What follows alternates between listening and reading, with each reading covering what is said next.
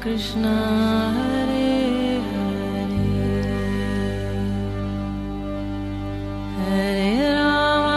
हरे राम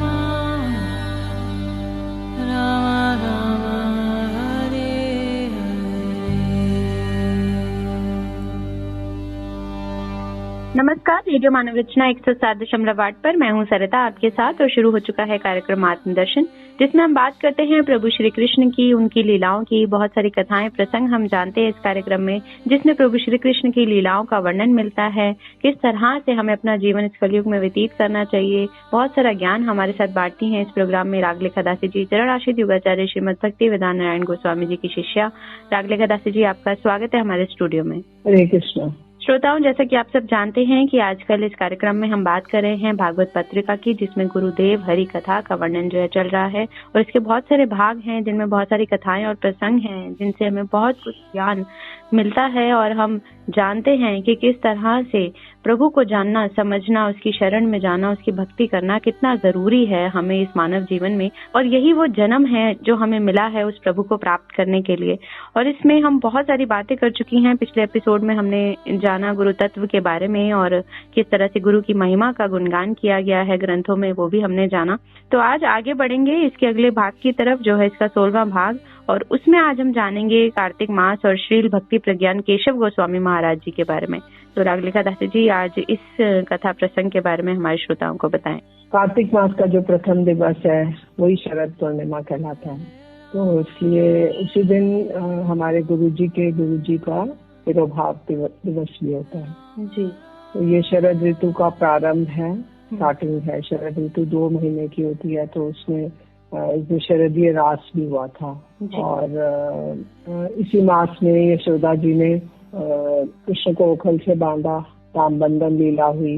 गोपियों ने कात्यायनी देवी की पूजा किया और कृष्ण ने रास नृत्य किया। कृष्ण और बलराम जी ने अक्रूर के द्वारा मथुरा लाए गए। गोपियों ने उनके विरह में तीव्र वेदना का अनुभव किया और कंस का वध हुआ।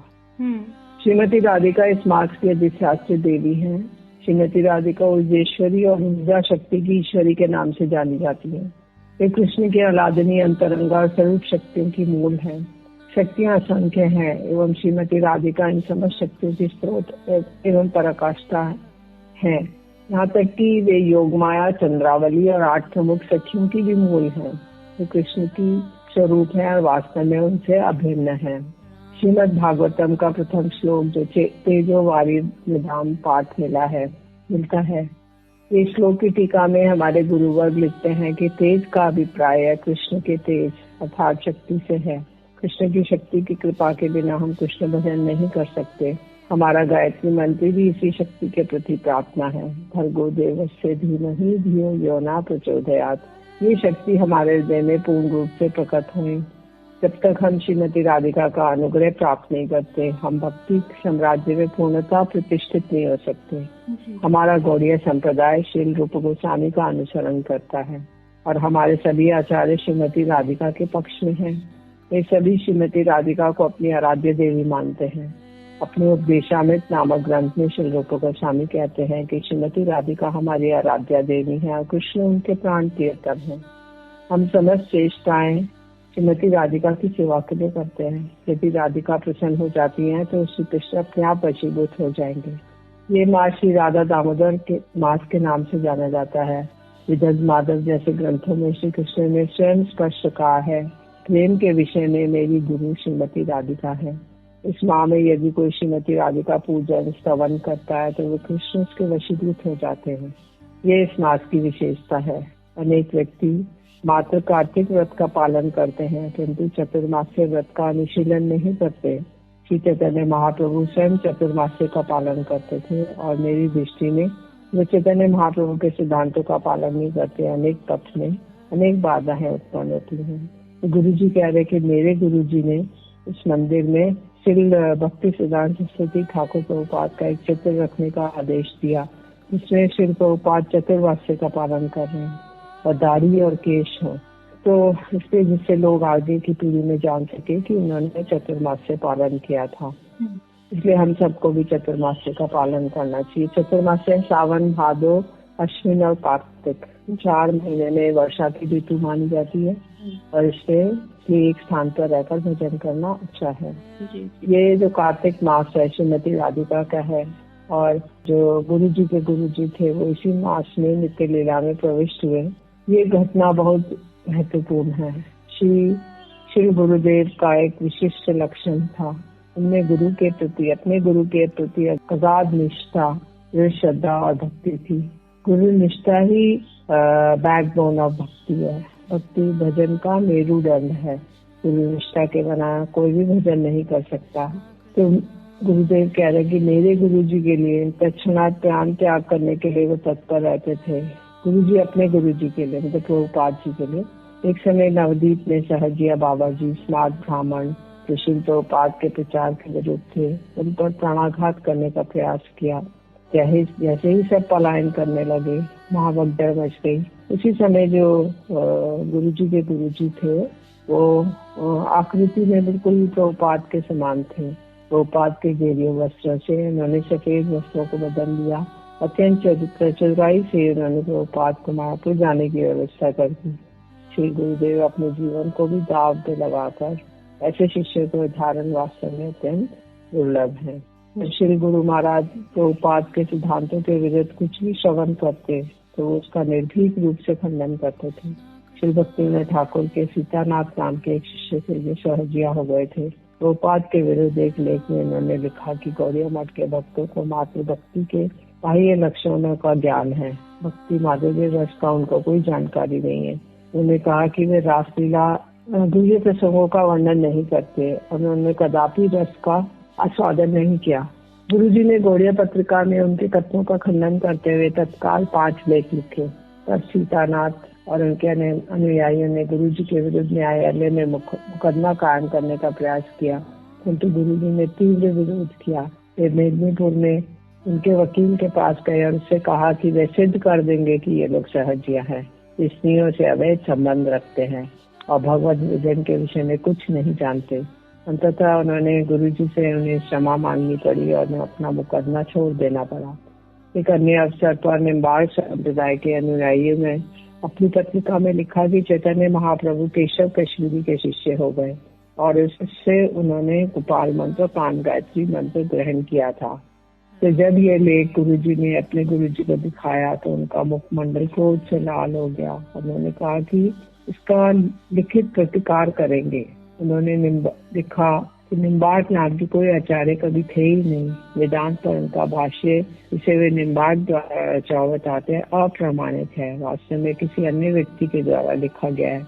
यह भाष्य पूर्व में विद्यमान नहीं था क्योंकि जीव गोस्वामी और विश्वनाथ चक्रवर्ती ठाकुर की रचनाओं में कहीं भी उल्लेख नहीं है और न ही रामानुज और मध्वाचार्य ने निम्बार्क संप्रदाय के किसी व्यक्ति का अपनी रचनाओं में उल्लेख किया है। यदि कोई आचार्य थे तो उनका नाम था निम्बादित्य, निम्बार्क नहीं। एवं चूंकि सांप्रदायिक वैष्णव थे मैं उनका आदर करता हूँ, किंतु निम्बार्क नाम के कोई आचार्य कभी हुए ही नहीं। जब निम्बार्क अनुयायियों ने यह पढ़ा तो उन्होंने न्यायालय में गुरुजी के प्रति विरोध मुकदमा कर दिया, जिससे क्षतिपूर्ति में उन्होंने लाखों रुपए की याचना की। परंतु अंततः उनके वकील ने उन्हें परामर्श दिया कि एक कीट को पकड़ने के लिए जिस छिद्र में आप हाथ डाल रहे हैं उसमें से भयंकर सर्प निकल सकता है। आपको ये मुकदमा तुरंत रद्द करने चाहिए क्योंकि केशव महाराज महान विद्वान हैं। वे आपको ये मुकदमा जीतने में बहुत कठिनाई होगी। अतः उन्होंने मुकदमा वापस ले लिया और गुरुजी से क्षमा याचना की। इस प्रकार गुरुजी श्री प्रभुपाद के सिद्धांतों के विरुद्ध किसी भी व्यक्ति का खंडन कर देते थे। जी, बहुत ही खूबसूरत और कार्तिक मास की महिमा जो है रागिका दासी जी ने बताई और किस तरह से केशव गोस्वामी जी महाराज का जीवन है और किस तरह से वो भक्ति मार्ग पर चल रहे हैं। ये सारी बातें हम जान रहे हैं। आगे और भी जानेंगे इस कड़ी में बहुत कुछ, लेकिन एक छोटे से ब्रेक के बाद सुनते हैं एक प्यारा सा भजन, फिर लौट कर आते हैं। आप जुड़े रहिए रेडियो मानव रचना 107.8 के साथ। कार्यक्रम है आत्मदर्शन, फील गुड फील लाइव।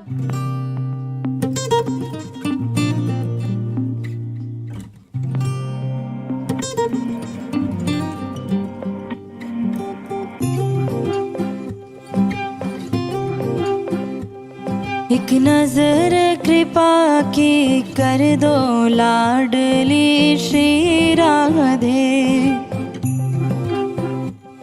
एक नजर कृपा की कर दो स्वामिनी श्री राधे। एक नजर कृपा की कर दो स्वामिनी श्री राधे। श्री राधे श्री राधे श्री राधे श्री राधे श्री राधे श्री राधे श्री राधे श्री राधे। दासी की भक्तों की दासी की झोली भर दो स्वामिनी श्री राधे। भक्तों की झोली भर दो स्वामिनी श्री राधे। दासी की झोली भर दो स्वामिनी श्री राधे। दासी की झोली भर दो स्वामिनी श्री राधे। लाडली श्री राधे लाडली श्री राधे लाडली श्री राधे लाडली श्री राधे। भक्तों की झोली भर दो लाडली श्री राधे। भक्तों की झोली भर दो लाडली श्री राधे। दासी की झोली भर दो लाडली श्री राधे। दासी की झोली भर दो लाडली श्री राधे।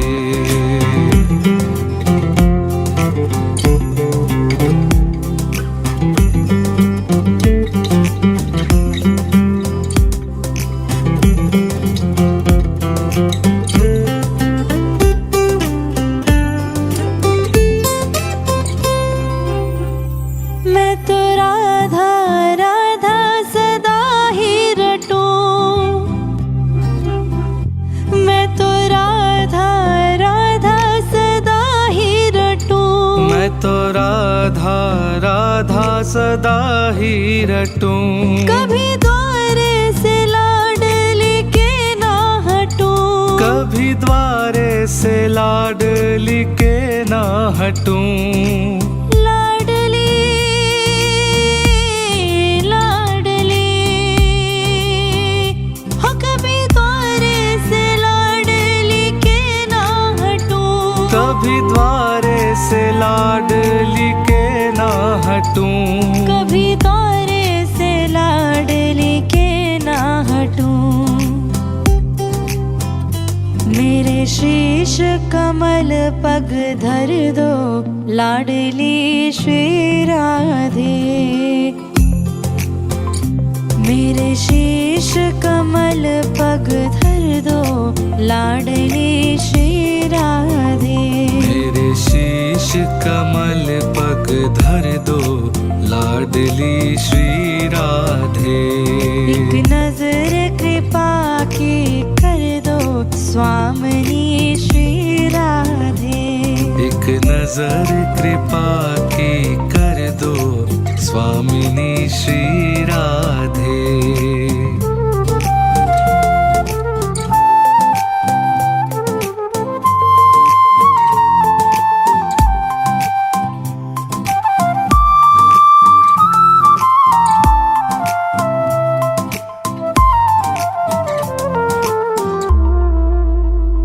मेरी आस ना टूटने पाए कभी। हे श्यामा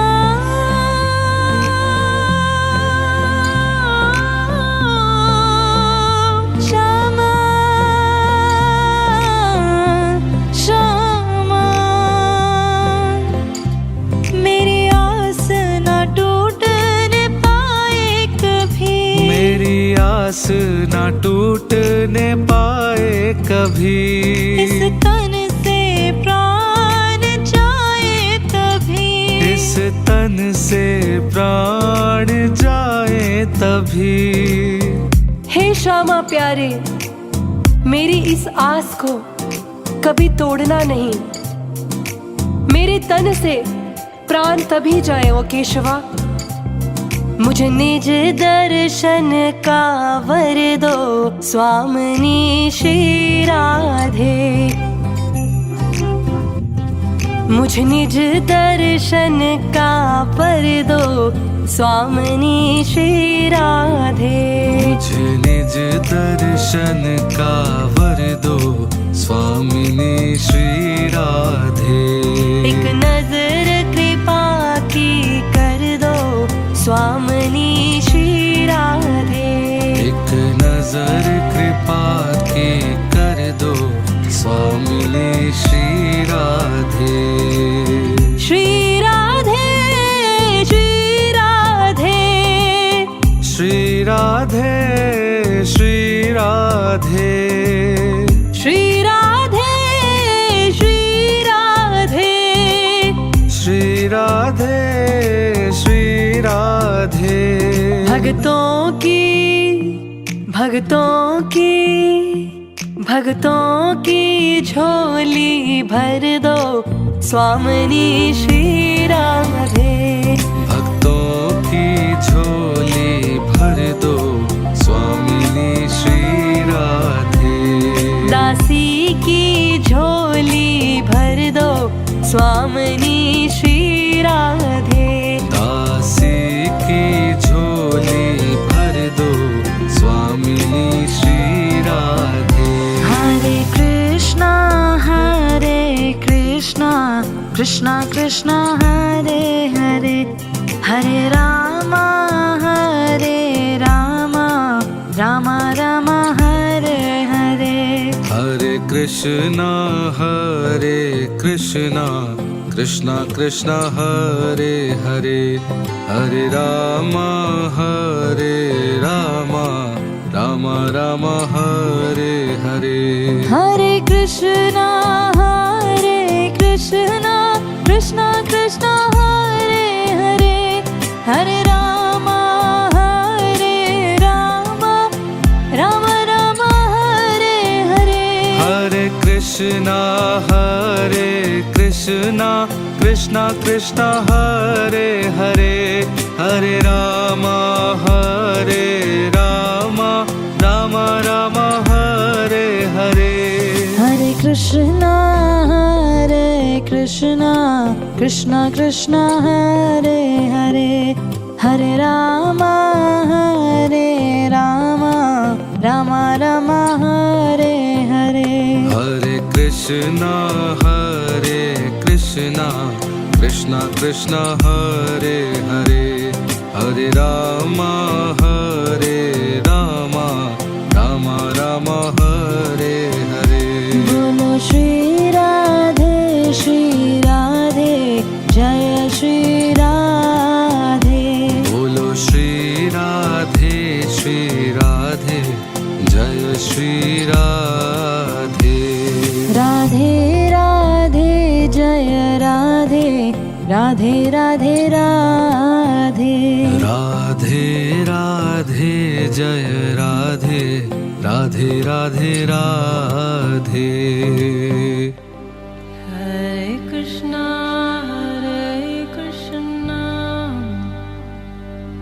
कृष्णा कृष्णा हरे हरे,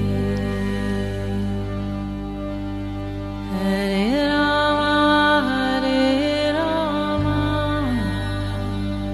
रामा हरे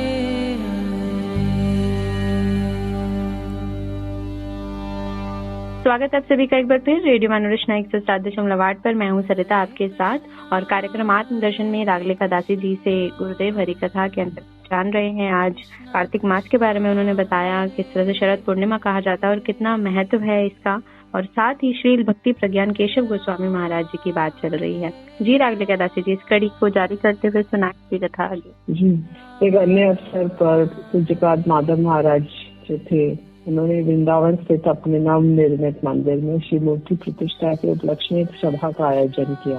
सभा में अनेक लोग पधारे, जिनमें रामकृष्ण मिशन के कुछ लोग सम्मिलित थे। इस सभा को संबोधित करते हुए जो परम गुरु जी थे उन्होंने कहा कि विवेकानंद साधु नहीं है, धूर्त है।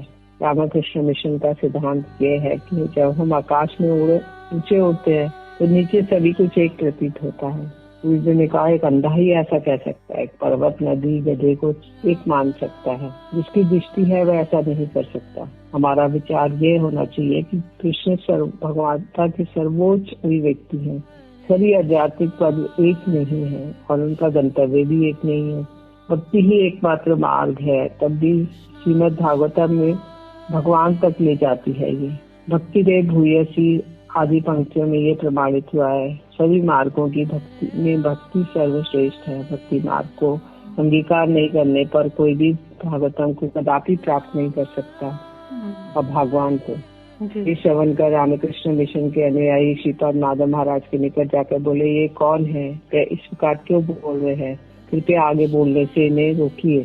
श्रीपाद माधव महाराज ने उत्तर दिया, ये मेरे वरिष्ठ गुरु भाता है, मैं बोलने में उनका निषेध नहीं कर सकता। आप चाहें तो आप उनसे बात कर सकते हैं, परंतु मैं आपको आश्वस्त करता हूँ कि वे आपको पराजित कर देंगे। अंततः वे सभी शांत होकर वहाँ से प्रस्थान कर गए। गुरु जी की प्रचार की शैली ऐसी थी, वे अत्यंत निर्भीक प्रचारक थे। प्रभुपाद के अनेक शिष्य थे और वे सभी निर्भीक थे।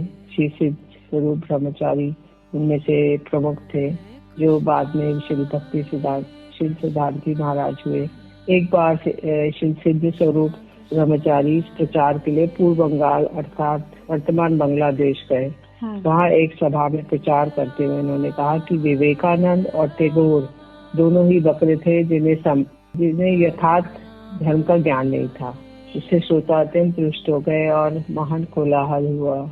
तदुपरांत वहाँ के प्रचार प्रभारी पूज्यपाद तीर्थ महाराज ने श्री प्रभुपाद को एक तार संदेश दिया, जिसमें उन्होंने कहा कि सिद्ध स्वरूप ब्रह्मचारी ने ऐसी टिप्पणियां देकर यहाँ उनके प्रचार प्रयासों को विफल कर दिया है, जिनके कारण वे सभी उनका विरोध कर रहे हैं। प्रभुपाद जी ने उत्तर दिया कि सिद्ध स्वरूप ब्रह्मचारी ने ऐसा करके वहाँ लाखों रुपए का प्रचार किया है, तथापि मैं अब वहाँ आ रहा हूँ।